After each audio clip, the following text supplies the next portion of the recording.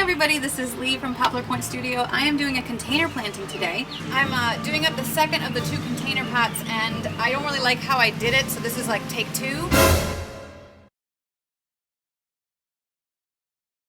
One of the things that we did is planted this feature plant, the elderberry, a little bit too low, and I want him a little higher in the pot. And then I also want to face him so that the nice side is visible to how it's going to be seen, which is from this direction. So I'm going to just spin it.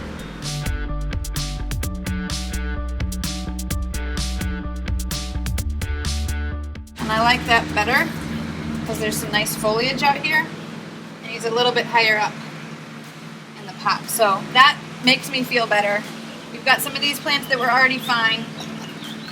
Our irrigation is hooked up. This has a drip in it, and we can change how much and how frequently these get watered so that nobody has to actually stand here and water every day. This home, typically nobody is here during the weekdays, and so I wanted to make sure that these plants have as much chance of success as possible. So these are on a drip tube and a timer. We're going to just tuck him in there. I usually make sure that it's wedged around a plant that needs more water. So my biggest feature plant is usually the thing that's thirsty, so we make sure that the emitters are tight to them.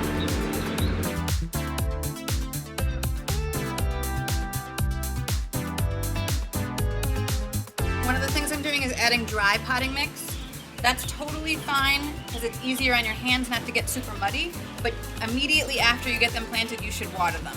If you're planting things in a greenhouse, it's actually better to start with the potting mix wet, but logistically and practically speaking, it's easier for me to clean off decks and patios if we leave it dry while we pot it up, and then it's easier to sweep it off, and then we wet everything down and water it for the day before we turn the auto irrigation on.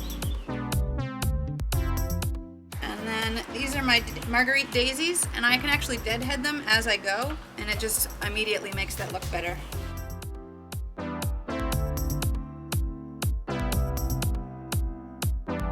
Now I'm filling near to the top of the pot.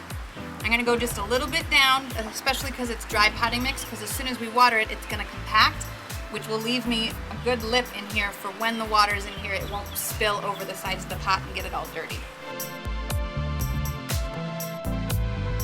I'll just clean this off, and I'm much happier with the second time around. So hopefully we'll come back in a week or 2 and see this all bloomed out.